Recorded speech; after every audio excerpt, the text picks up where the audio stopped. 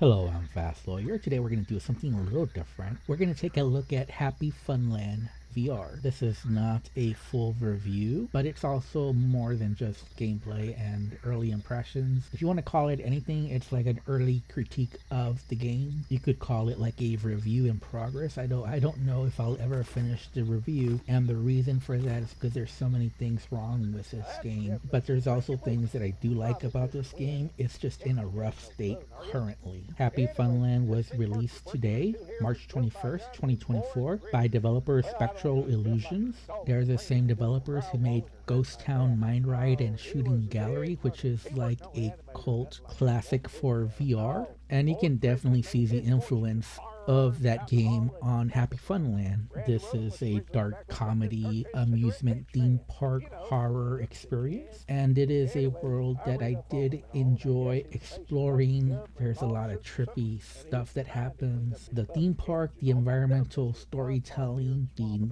dark comedy narrative, those are all the best parts of this game. You know, the sights, the sounds, the music, it all works together really well to bring a very interesting world that comes to life in VR, and this is an immersive experience. I enjoyed getting on all the different amusement rides. There's a lot of attention to detail here. It's a strange trip for sure. And if this game had just been a horror walking simulator experience, that might have been the best version of this game. But unfortunately, HappyFunland does involve some combat and a little bit of mini golf, and those sections of the game are very poorly done. And most of the VR interactions here are pretty basic, pretty outdated, and really don't bring anything to the experience. Even the flashlight, which, you know, in a horror game, a flashlight is a staple and it helps illuminate dark areas and it can bring some tension to the game. But here, the flashlight is basically useless. I never found a reason to use it, and I often felt that carrying it around was a waste of time. The game was never dark enough that I felt that I needed to use the flashlight, and also the flashlight just didn't illuminate enough that I felt it was helpful. And a lot of the VR interactions here were just super basic, like the flashlight just sticks to your hand. The putter that you use as a melee weapon just sticks to your hand as well. And while there are some objects that you can pick up, a lot of the objects you cannot, and your hands will actually clip through many objects in this world. So again, the VR interactions here are just super basic and kind of outdated by 2024 VR standards.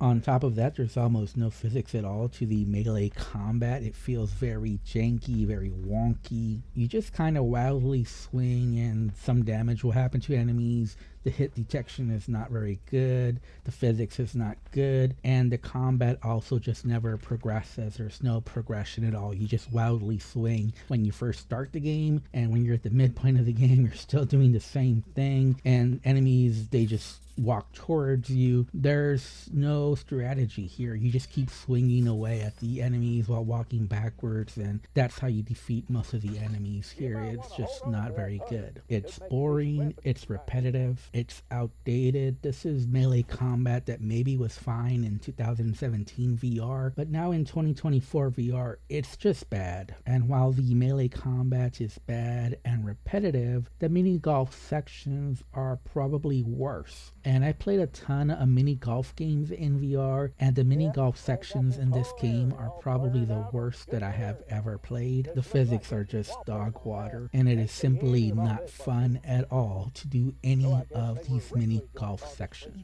Which is a shame, because you can see some effort was put into creating these mini golf sections, and they look like they should be fun, but when the physics are so bad that the ball placement is unpredictable when you do a swing, it just doesn't matter how well designed these mini golf courses may have been. And I just don't understand what kind of playtesting this game went through before release. It seems like there was none, because these mini golf sections are that bad and they should not be released in this poor of a state.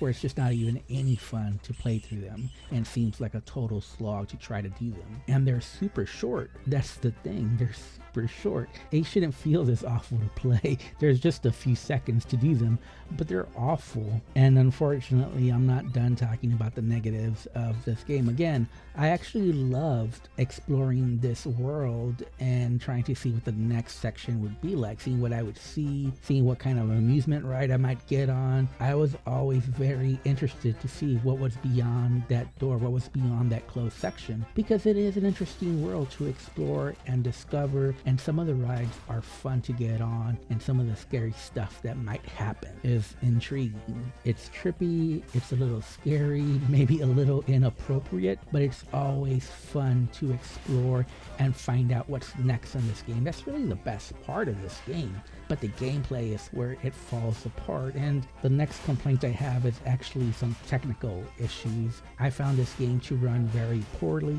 HappyFunland is running on the Unreal Engine, and on my RTX 3080 I was getting variable frame rate. Sometimes it would run at 72 frames per second. On my Quest 3, that's the default frame rate, and then performance would tank and it would drop all the way down to the 30s. Frame rates were all over the place. This game would stutter at times. And the problem is there are no graphical settings. In fact, there's very few settings available in this game. You do have full smooth locomotion available along with snap turning. You can choose the degree of turn. However, there is no smooth turning available. I know that's a non-starter for a lot of people. The good news is that you can play this game either seated or standing. There is a button crouch available, so you can grab items off the floor. I did not experience any serious issues or bugs, but I've heard of some people falling through the floor in this game. But there is a lot of jank in this game, like your body will absolutely clip through many objects in the world. I did experience suddenly lifting off from the ground and jumping up through the map,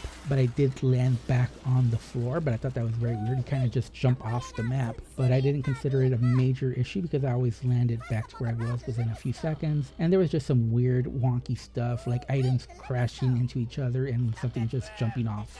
All in all, just my review in progress. Overall though, I would say there's a good core to this game. There's a lot about this game that I like. Like I said, it has a very interesting world to explore. There's a good narrative here. It's a really trippy game.